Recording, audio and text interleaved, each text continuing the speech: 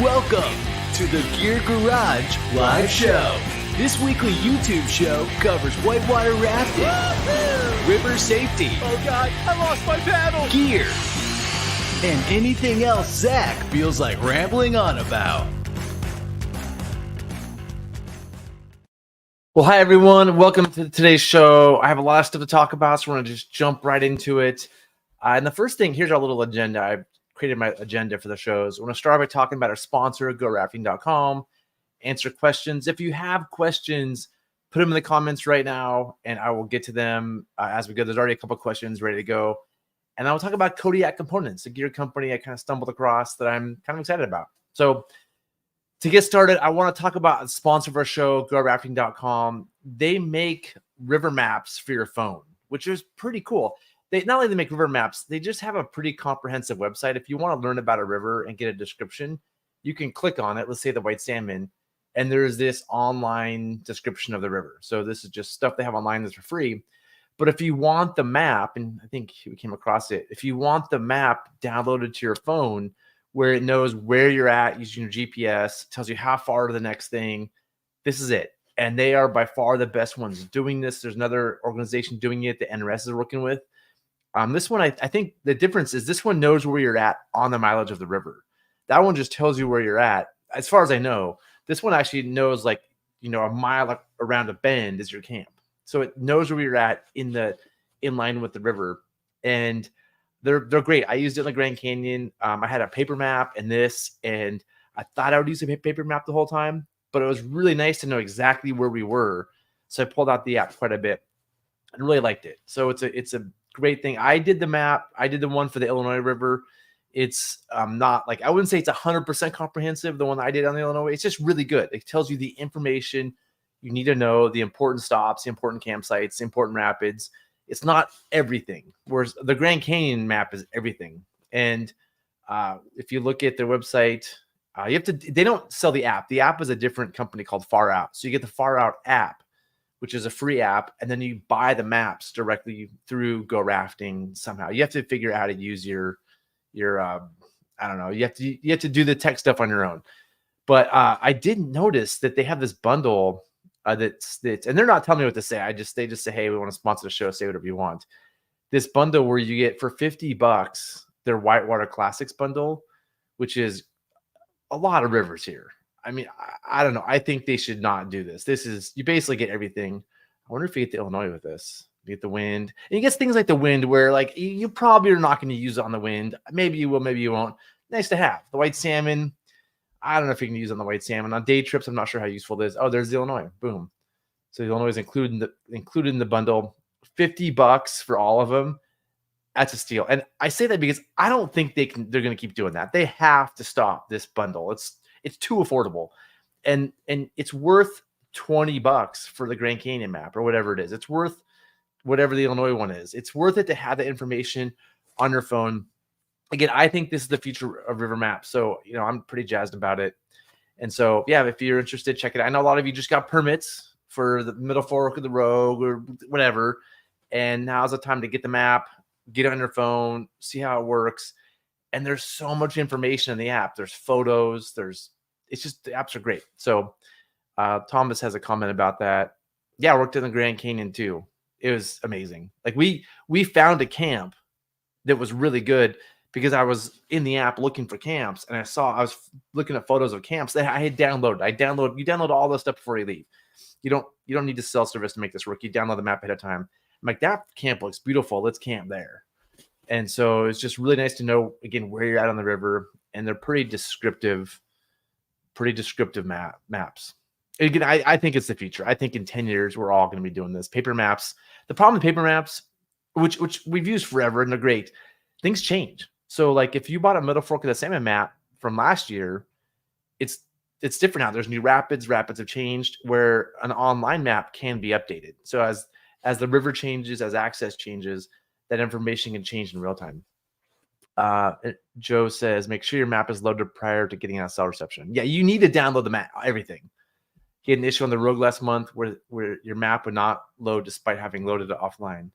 Interesting. Make sure your map is... Yeah, what I would probably do to troubleshoot this is download the map to your phone, put your phone into airplane setting, and see if it's still there, and see if everything's still there. Sounds like a technical thing, but you definitely want to download all the stuff on your phone. You can't depend on cell service, obviously, and it's part of the reason it works. So that's our sponsor. Thank you, GoRafting.com, for sponsoring it. And I honestly love the map, so like it's easy for me to brag about them and talk about how great they are. Okay, let's get on to questions. And there's a few questions we had this week, and then we'll from there get into questions people put in the comments. First one is, what are the dimensions of a cataract frame you'd recommend for a 14-foot wave destroyer? The shave strip is 93 inches long. Any particular brands you'd recommend? I've had this question a lot.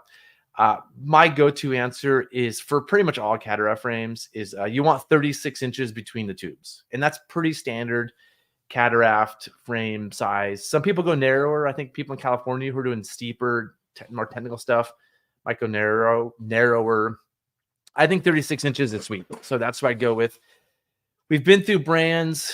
Let's I think class 5. It depends what you're doing. River frame. I think that's class 5 adventure gear. I think if you're going to be running like the Win, North Fork Payette, the class 5-ish stuff, I think right now the class 5 frame is the frame. It's really well done. It's proven. I think, there's a breakdown version too. That's cool. I've never seen that. Whoa, that's cool. Oh no, it's not breakdown. It's adjustable. That's what's going on. Those can move around. I'd love to see that actually. That's pretty cool. I just think right now, like, there's probably some other good frames out there. If you're going to go do the hard stuff, this seems like the way to go.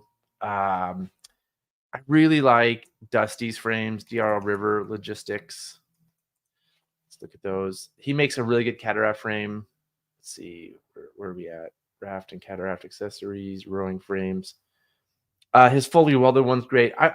This wouldn't be my top choice for class 5. It would probably be fine. It wouldn't be my top choice. It'd be good for it. And Dusty probably would get mad at me if you heard me say this. But if you're doing class 2, 3, 4, this is just solid. It's the way to go. It would do fine in class 5. I think the class 5 one is a little better for that. Obviously, they're named class 5 adventure gear. That makes sense. This is a good one. They make a breakdown frame. I have a few of these. They're breakdown frames. The low pro breakdown, and solid. Like I use them. They're great. I personally would not use these in class 5. They wouldn't. This is a good class 2, 3, 4 frame. More on the class 2, 3 side. Be fine in class 4. The same way his other frames would be fine in class 5. But it doesn't have all the bells and whistles you would want on a class 5 frame, like scout bars, places to kind of lock your feet in. But as a breakdown frame, this is solid. And I've used these a bunch. I'm a big fan. And the other one I just got one of these Kirk Neil's frames. Let me see if I can find this website. I think it's a Go Light. Yeah, Go Light Outdoors. I just got one. If you want a super light, simple frame without bells and whistles, let's see if I can find it here. Products, frames. This is the way to go. This is sweet. They're really well made. They're light. Light means they're easy to travel with, and it means it's just lighter, so it's less to carry. And again, like I would probably run class 4 plus 5 in this. I would run the Wind in this. It has the scout bars, and when I say the scout bars, these little you can see right here, these little things you can stand on to get a good view of things really help. Although I think this is a better like class 3, 4 frame. This isn't the frame I'd want a North Fork Payette. I'd be fine on the Wind, but I wish I would have more of the fancy stuff other frames have. Cherry Creek, yeah, you want some a little beefier. But for like what most of us are doing most of the time, it's a sweet frame. It's simple. It's light. And Neil's a great guy, and it's just proven. So, yeah. Sean is saying the Nexus cat frame. Yeah, that's another one too. That's right. We've been through these before. I should do a video about these. The problem with cat frames is that they do change over time. Like, do people start making them? So it's hard to like have an answer all the time. This frame looks super cool. It looks really cool. I've never tried one. It has the things you want. It has the scout bars right here. It has them in the back too. Looks like nice places to kind of put your feet into. Yeah, this thing does look really cool. So Yeah, I think when I went to their website. Oh yeah, if you go, We Felt is the one that makes them. I feel like I've gone to these. He says they're unavailable. Check back in 24. It's 24. I think I looked at them and there was some things I really liked. It had some sort of magnetic foot thing, which I'm dying to see. So I've never tried it, but I hear these are cool. That's a good option. I think a lot of times the frames is what can you get? What actually, like, can you pay money to somebody to get? Like, it's not, they don't just always have a ton in stock. And so I know Dusty's really good at production, so going DRL is a good option. I think Class 5, from my understanding, is good. Has a lot of frames, so it's pretty good. Yeah, magnetic foot attachment. That's pretty revolutionary. Like, I can see how that could. I don't know how that works, and if it's creates some other danger. I don't know. I love magnets, so I'm in. Like, I would definitely want the magnetic foot attachment, but I'd be worried, am I adding weight to myself? Do I have to put a thing in my foot, like an iron plate in my shoe, so that I maybe it'd be harder to swim, maybe I sink. I don't know how it works. And is it strong enough to actually hold me to the foot thing? I have no idea. So hopefully that answers your question. First of all, go 36 inches between the tubes, and really depends on what you're doing. If it's overnight, like, none of the frames we just talked about are really good overnight frames because it's hard to carry gear on them unless you're doing like backpacking style lightweight. Those are all like class 5 whitewater, class 4 or 5 whitewater frames. For an overnight frame, I would, a Rogue Fabrication, I think, makes some good ones. And NRS, you can just buy an NRS thingy. I guess I really need more context to know specifically what you're doing. But the ones I mentioned earlier are all good options for like day runs, class 3, 4, 5. Okay, moving on to the next question. And for those of you that are listening to this as a podcast, I'm sorry about that. This is really intended as a video podcast. We create the podcast part. I put it online so people can listen to it. But you do miss out on a lot of this stuff, and I don't intend to make this just audio. So hopefully it's interesting, but I can understand if it's hard to follow as a audio podcast. Okay. Hi, Zach. I followed your channel for a couple of years. I like your approach and respect your opinions. Thanks. That's nice to hear. Because people tell me the opposite sometimes. So I thank you for throwing that out there. I like your approach and respect your. Okay, I read that. After years of trying, I finally have an opportunity to run the middle fork of the salmon. I'm looking for any beta intel on the status of the log jam and how that might affect the June trip. We're assuming to launch at Indian Creek. I realize no one can predict what happened. Just interested in the word among the locals. Our trip's still being planned for June. Any thoughts should the logs break free when a trip is planned? Thanks for anything you can offer. Thank you for preloading this with saying, I realize no one can predict what happened, because I'm constantly asked to predict the future on weather, flows, stuff. I just can't. And the quick answer here is I don't know. I really have no idea what's going to happen. We're still planning our trips in June. I'm sure we'll run our trips in June. Like, you're planning to fly into Indian Creek.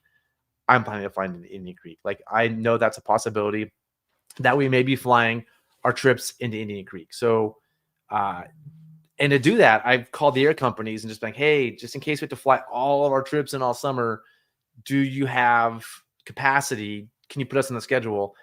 And they have a setup. And I talked to them yesterday, and they said, if you want to be on the list of people who have priority for flying in, you'll want to give them $100 deposit right now. This is Gem Air specifically. I talked to Gem Air. They said we'll need $100 deposit to put your name on a date, and they'll prioritize people who paid the deposit. They'll try to get to everybody, but what the problem with this is, if it's a normal year, they're not going to fly much into the Middle Fork until end of July, which is a normal year. They may have to start flying every trip, every person, every piece of gear in starting end of May. And the difference between a normal year and what could happen this year is dramatic in terms of pilots, planes. I'm sure there's licensing involved, all kinds of stuff. So $100 to like secure an option to fly in, if you need to, is a bargain. They should be charging way more, because they have to start putting things into place now that cost them a lot of money to be ready just in case that happens. And if it doesn't happen, they're out that money. And so with Gem Air, if you want, like, and they're only going to take as many reservations as they know they can handle. So, if enough people call them, like all the commercial companies and then the private boaters, and you're the last on the list, you may not get guarantee fly-in, which would be a bummer. And letting them know now with a little bit of money helps them make really good decisions about what to do this summer. So, assume you may fly into Indian Creek, everything. That's kind of where I'm at right now. Just that may happen the whole summer, which is brutal. Another thing he asked here is how it's going to affect your June trip. What's going to happen is you're not going to know we're not going to know things until after the first trips run after high water. So high water is going to happen. Everything's going to shift around, and then somebody's going to go and they're going to report back. And so we may not know if the river's clear until, I don't know, May 20th, May 30th, depends on the snowpack, till the first trip goes. They may come back and say, nope, nobody's going in, right? They may come back and say you're good. So you won't know until a few weeks before what you're going to do. And I see three main options here, three possibilities of what could happen. One of them is it could just be a full fly-in, like I mentioned. Everything flies into Indian, you launch Indian, which means the river's closed. It could be that the river's open, but it's really dangerous. Like there's logs you have to maneuver between. The rapids have changed, so they're like solid class 4, not like easy class 4, which is a big gap. Like there's like stuff we call class 4 that's not that hard and not that dangerous. And then there's like really hard class 4 that like could flip boats, could create swimmers, could create messes that most people don't have the experience or skill to manage. Or there's just like a log in a bad place and you have to make a move above a log that can kill somebody. And so the river could change, be runnable, but pretty dangerous. And I think when that happens, people underestimate the danger and they overestimate their abilities and think they can do it. And in that case, a lot of groups may want to fly in anyway, depending on how hard it is, how dangerous it is. And then the other option is it's just fine. It's just like everything clears out and we're good. And again, we won't know this until then. So I think those are the different things that can happen.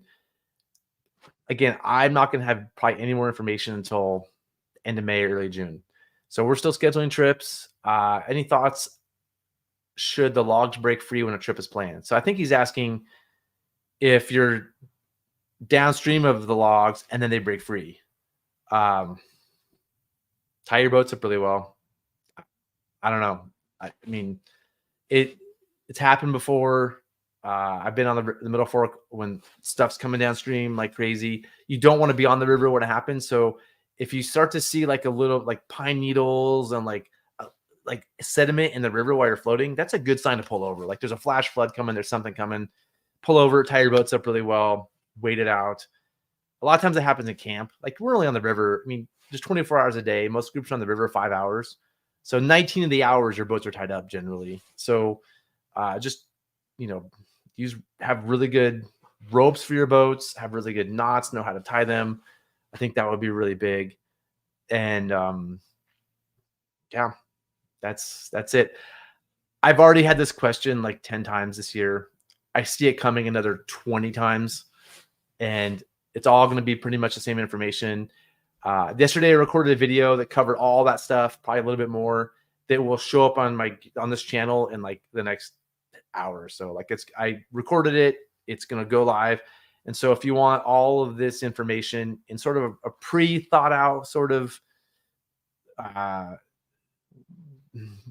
what's the word I'm looking for? Just in a way where I like prepped it. I had notes and I followed them and I covered everything thoroughly in an order I think is correct. Watch that video. And then next time somebody asks me, I'm just going to send them that video, because the answer I just gave you is just me just jumbling words and kind of barely answering all of your questions. So hopefully all that helps. Nobody really knows more than you. But again, I think the big thing is you got a permit.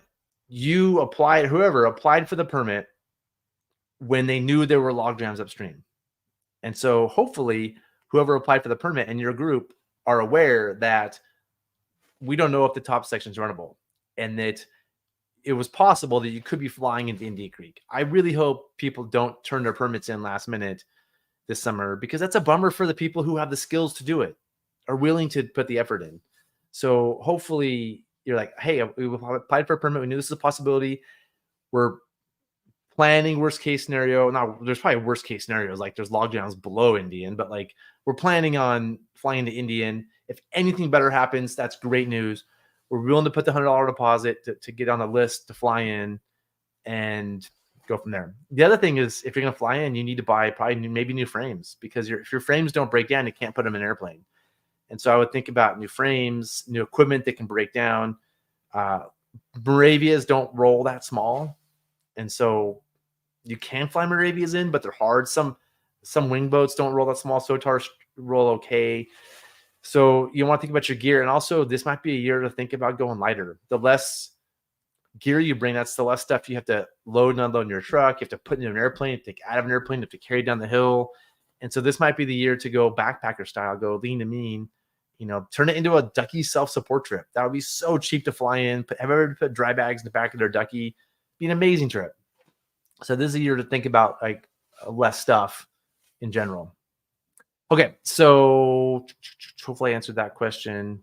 And let's go through the comments here that I've gotten so far. Steve, how loud are Makita blowers? Could this be a problem for fellow boaters? Hold on, let me get mine real quick.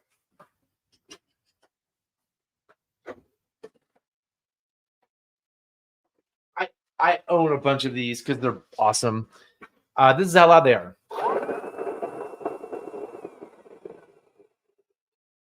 They make noise. They're not that loud. I probably wouldn't bring this on a trip and use it like in the wilderness, because it's got a motor you probably shouldn't use in the wilderness. But at put in, take out, that's not that loud. I've used them all the time. It's not a big deal. Yeah.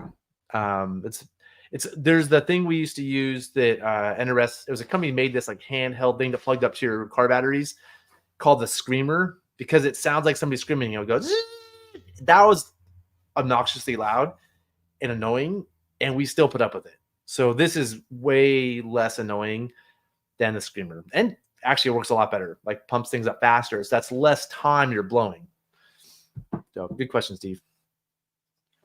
Still loving the River Radius podcast. Yeah, it's a great podcast. He's doing a great job with it. For those of you who don't know, it's a podcast about the river and rafting, whitewater, and it's great. It's high quality. Like this, what I'm doing right here, I'm gonna say it's pretty mediocre quality. This is just the best I can do with the skills that I have. He's actually doing high quality, great interviews, has all the right equipment. He edits it really well. It's really amazing. I'm looking at either a nice haul or large single Cronin ducky. Any thoughts on the comparison of each? Yeah, I mean, let's see what the nice is like again.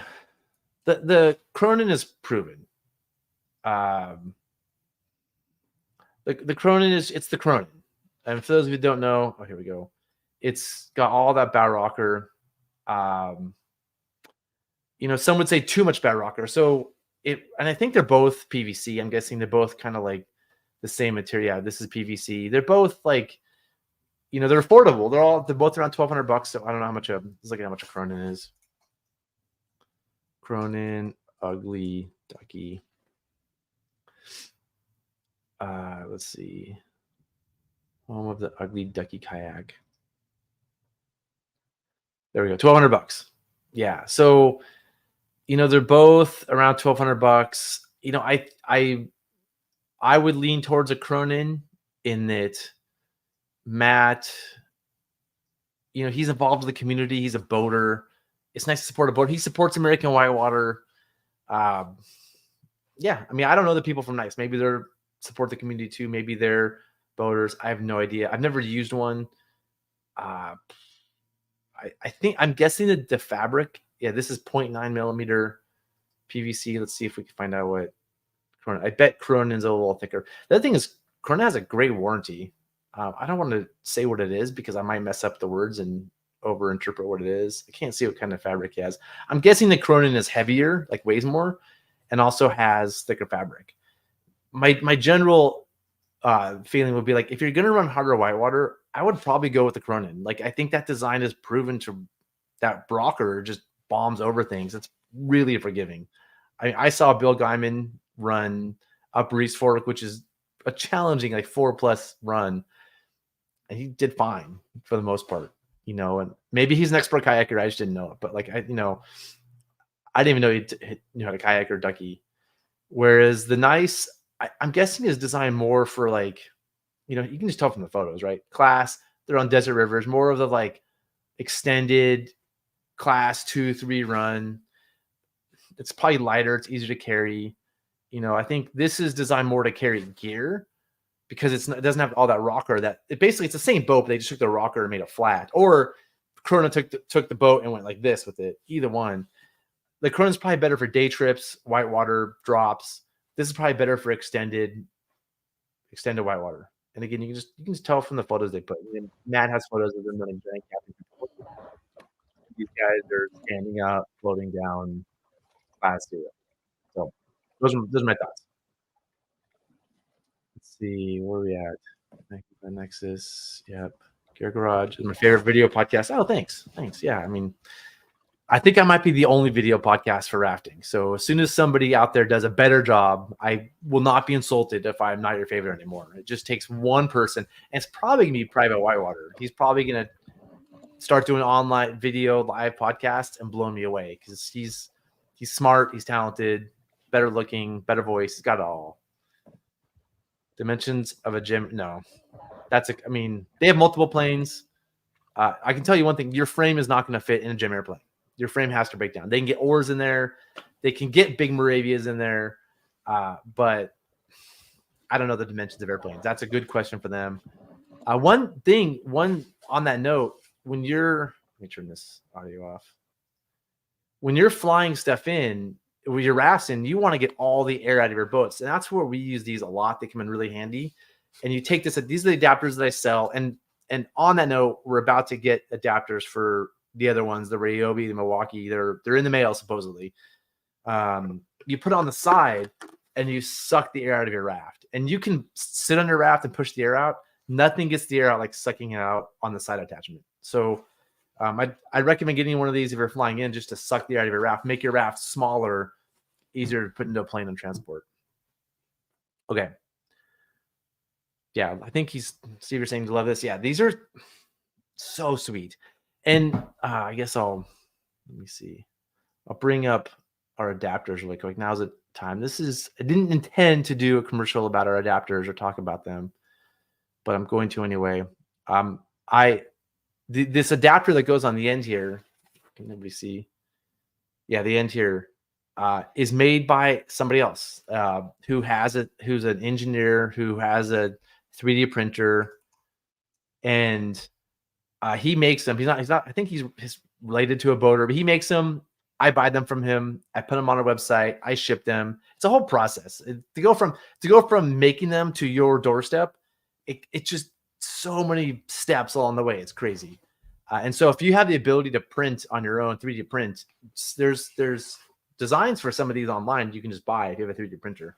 Otherwise, I've been selling them on this website, River Hardware, and the Makita one. This is the classic, and we're sold out right now. We're about to get more, hopefully. We're gonna have one soon for the Ryobi, the DeWalt, and the Milwaukee. The one thing about the Ryobi and the DeWalt, I think the DeWalt, you can use the side to deflate here. Yeah, it's the Ryobi, which is the least expensive of the bunch. You can't put a valve on the side right here, and so you can't deflate with it. Or the other ones you can deflate with. So we're about to have adapters for these different ones just to help people out that want them. If you want to have these to blow up, there's no better tool for pumping up your boat than this. Those red blowers that. I think this Makita is $150, $170, something like that. This thing's gonna cost you $30. For $200, you get this, right? Back in the day, we would spend, I think it was like $300 or $400 on the little red blowers that plugged into the wall, and those NRS screamers. Let me see if I can find that. NRS pump cost more than that. Oh, here we go. Oh, it's $81. That's a deal. So this is the other option. These things were really loud. They used to break all the time too. You have to be really gentle with these, but that's $81 if you want to plug in your car battery. So I thought they were more. Maybe they just cost less now. Okay, so where are we at? Let's go back to questions. The nice rocker looks like between Cronin and a wing. Yeah, I mean the wing is going to cost a lot. Those are 2,000 plus. I wouldn't be surprised if they're 2,500 right now. The wing's probably going to weigh less. The wing weighs 20 pounds. It's a really thin. Well, it depends. You can get the wing one with the super light material. I think they still make those. I have a bunch of those. Or you can get it with the regular material that's thick. It's bomber. If you get a wing ducky out of the regular material, it will last a long time and take a lot of beating. Because it's urethane. Like the Nice and the Cronin are made of PVC. They're not going to last as long, and they're not going to take as much of a beating. That's just, and I know Matt's going to say, Zach, PVC is the best. Everybody that sells PVC boats say it's just as good, they'll last as long. In my experience, the PVCs break down over time, and they are less durable. So the wing, I think, is going to weigh less if you get the lightweight one. And I think that the wing and the Nice are pretty close. I don't think it's halfway in between. I think the wing and the Nice are very close in terms of the rocker. Williamson, yeah. Your Williamson will make it in a plane. The Williamson is the wing 14'6" raft. It's really gonna help to suck the air out. You really like on those wing boats. Oh, though, Sean, if you got the regular fabric and you suck the air out, no problem. If you got the coating, they like coat them like they coat it in Moravia. Those ones are really hard to roll, and that probably be fine. But if as soon as you coat those wings and that coating that comes with, they're really hard to roll. The dust blowers work a little bit slower, but are smaller. Makita for a couple hundred or knockoff for 75. The dust blowers, I don't quite understand this. Maybe those of you reading it do. The dust blowers work a bit slower, but are smaller. What's a dust blower? I think these are dust blowers. Yeah, and there's knockoffs of this, so there's cheaper ones for less. This one's just has a more powerful motor. I'd say is more durable, and it really helps to have this right here to suck the air out. I use it all the time. Yeah, $3,300 for the. Yeah, I knew it was expensive. Like the wing stuff is getting really expensive, and it's like everything you get what you pay for. Stuff is just expensive now. I mean, if you want high quality, it's gonna last a long time. It just costs a lot, and yeah, it's expensive. I'm not sure anybody's gonna buy any more of them because it's so much more than anything else. I'm glad I got mine back when I did. Okay, I want stock colors to avoid extra weight. 22 pounds. I want stock colors. Yeah. I think if you just have the regular fabric and not the coating, and you suck the air out, you'll have no problem getting into a plane. We put 18-foot rafts in planes all the time, but the key is again sucking the air out. Okay, I think we're almost done. I'm going to talk about one more thing. Oh, Kodiak. Yeah. Okay, so there's this company I stumbled upon that makes seat mounts. And before I do, I know Thomas is here. I want to talk about seat mounts for NRS frames. And first, I'm going to talk about Thomas's because he's the most engaged with us, and he makes great stuff. And for those of you that don't know, Thomas has this company, bettermounts.com, makes all. Whoa, this is new, a crossbar mount. Whoa, that's kind of cool. Got new stuff coming out. The C mount. And so one of the problem. Oh, can everybody see this? Let me pull this up. So I'm back here. So you can see like he has a crossbar mount now. He's coming out with new products all the time. This is pretty cool. Solder panel brackets. Wait, where did this seat come from? We gotta talk, because the NRS seats that I'm getting keep falling apart. They keep coming unglued, and so I'm looking for something else. I don't want one this tall. I think I like the smaller ones, but I'm curious where you're getting seats because I feel like the quality of NRS seats is pretty suspect. But one of the issues with the NRS custom tube adapter. Oh, I need some end caps too. Yeah, we gotta talk, Thomas. Okay, so anyway, one of the issues with the NRS seat mounts is that to take the seat mount off and on the frame, you have to pull the seat off first. Does that make sense? Like you can't have the seat attached to the adapter and then put it on. You have to put the NRS seat mount on and then screw the adapter on. So taking seat mounts on and off is tedious. And the problem with some of these seats is if you misthread them a little bit, it trashes the seats. Like if you're really careful threading the seats. And so it just sucks to have to screw and unscrew seats all the time. So Thomas made this seat mount where you can put the seat on and you can screw it on. Boom. Works great. I haven't seen one yet. I haven't used one yet, but like I'm stoked. This is super cool. The only downside of this one, and the one I'm about to show you, is that the way this pokes out a little bit, if this is sitting on a tube, it's a little problematic. Where the NRS just uses the little U-bolt thing, and so it doesn't really matter much if it sits on a tube. But if this back bar is on a tube where you're sitting, which is rare, the amount that sticks out is a little problematic. But I also found another company making seat mounts worth checking out. And they're right here. They're Kodiak things. They're pretty. This is, again, pretty simple solution. It's just two little thingies attached to the seat, and then you can screw them off and on to your bar. So two really good options for attaching an NRS seat to a frame. I think the NRS seat mounts, so Thomas's is $80. Let's look at an NRS seat mount. It's one of the most expensive parts of the frames, actually. $84. Surprisingly expensive. So this is the one they come up with. Again, to get to these, let me pull it up. To get to these screws right here, again, if you can see the ones I'm circling, let me make this bigger.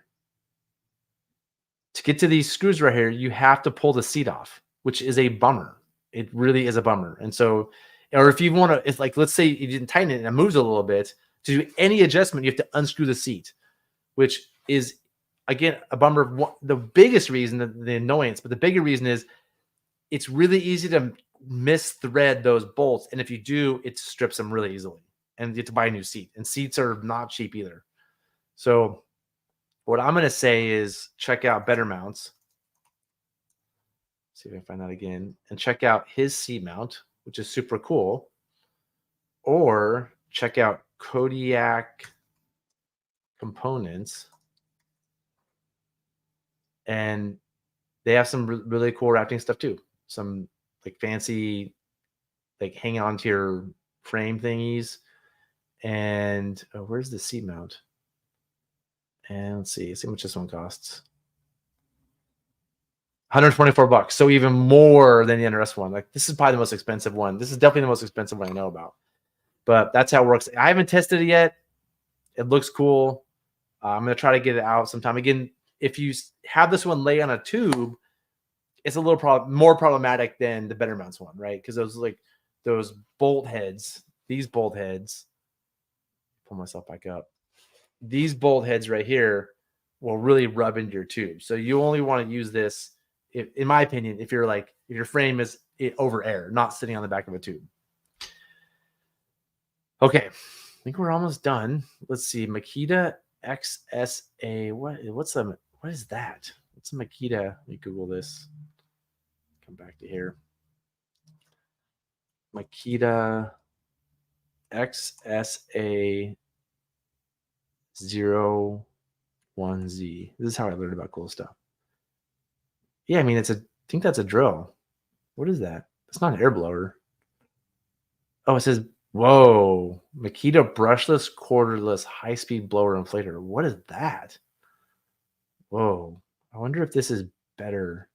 I think it's worse because I think, if I remember right, 39 cubic feet per minute is less than the other one does. But and we need another adapter. So that's kind of cool. I like cool tools. But yeah, at first I thought it was a drill too. That's pretty cool. Thanks for sharing that, Thomas. Okay. Do we allow guests to use iCase for the Illinois? Nope. We tried it once. Terrible idea. One reason is that the Illinois flows are so sporadic. Like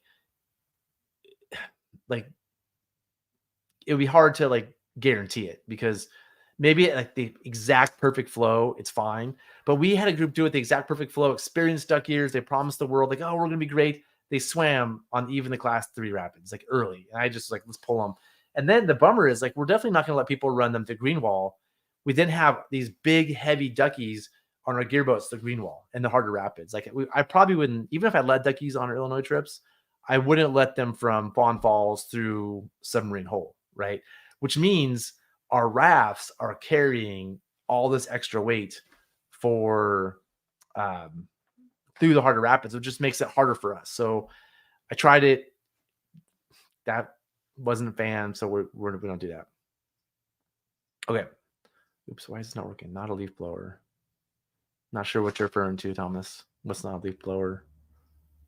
Kodiak mount might work to mount a DIY snap board. Oh, yeah, because, I mean, any of these would, I think. Any of them should work, I would think. But, yeah, because you can make these. The thing about these is you can make them any width you want, where the other ones are like set to a square, right? So these are movable. You could actually be a pretty great way to do a DIY. Comes with adapters. Are you referring to this? It comes with adapters? I mean, because if it does, I'm a big fan. I don't know. I don't need more tools, but now I kind of want it. Oh, look, yeah, it looks like it has like a nozzle thingy. I don't know. So let's see. Let's compare this. What are we at? 39 cubic feet per minute. I'm gonna Google Makita. I think it's the Dub 182. Let's see what the one I used does. So I'm sorry, I can't see, but I'm opening up the other one I use and trying to find out how many cubic feet per minute it does. And it's not as easy as you would think to find that. Let's go. Maybe I'll just go to Amazon and find it. Here, I'll move this here so everybody. Well, I'll just do it. Makita blower.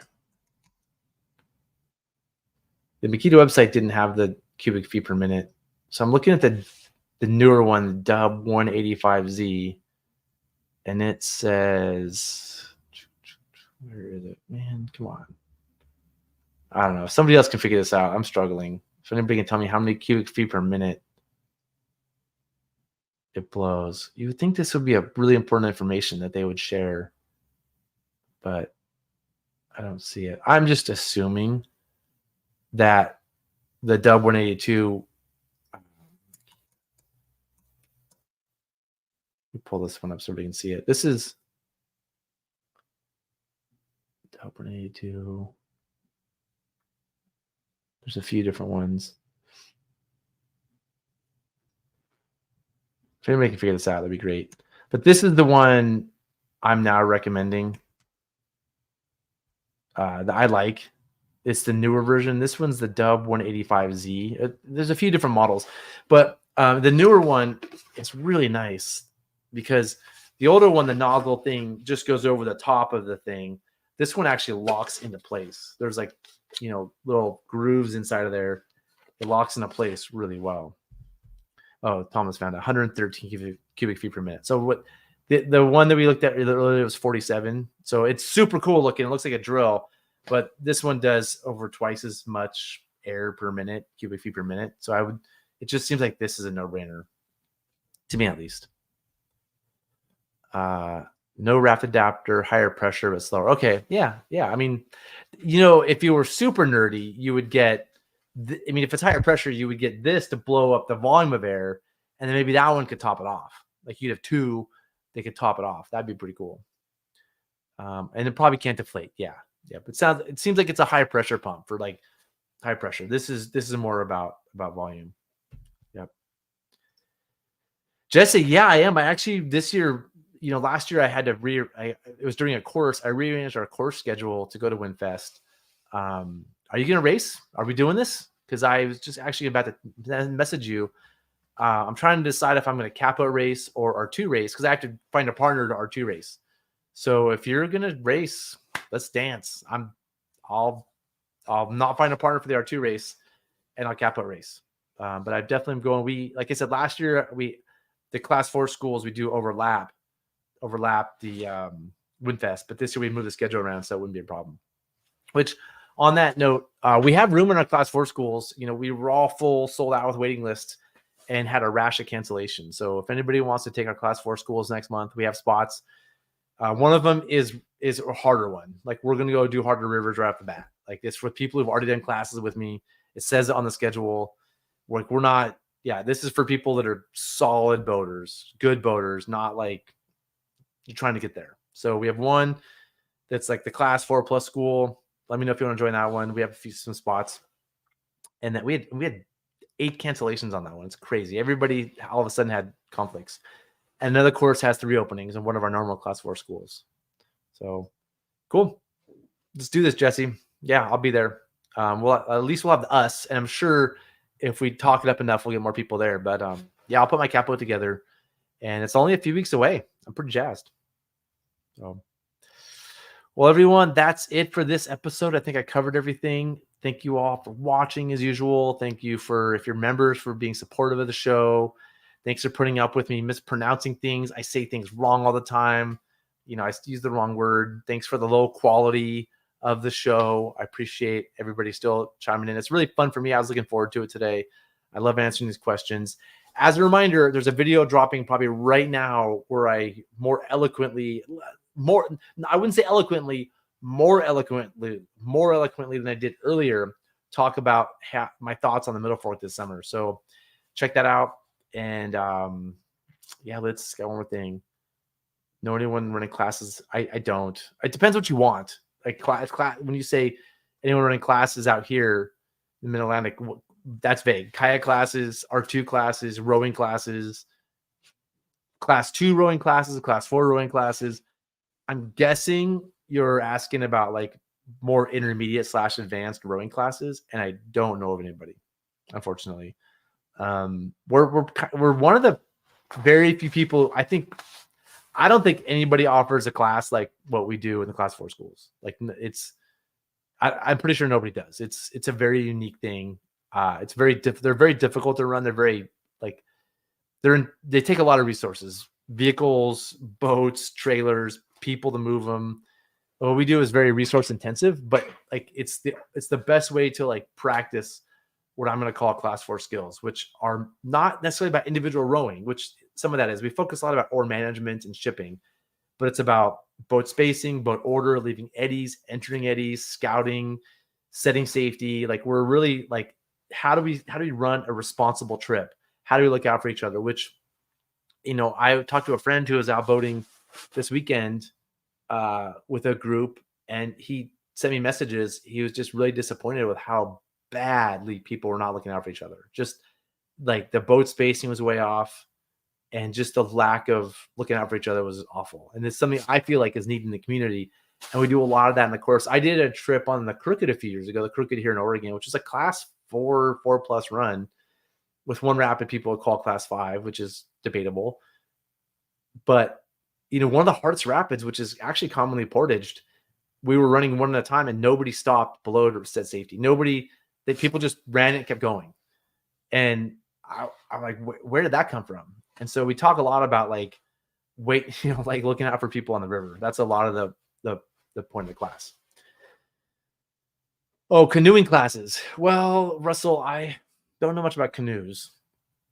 I could Google it for you. Well, let's do it. Let's just do it. Let's see. Canoe classes, class 3. Where'd you say you were? Mid-Atlantic. Let's see what we come up with. Oh, no. Outward Bound, which is a big. Here we go. This is where I would go. Right here. Nana Hill Outdoor Center. They're just like, that's what they're known for. They're like industry leaders in instruction. They probably even say that on their website. Private canoe and kayak instruction. I bet you they even have canoe classes. I don't know. And we can find some more Perfect Paddles. Whoa, that sounds like a cool place. So yeah, Google probably has the answer for you on that one. Okay, let's see. Yeah, it's not a match.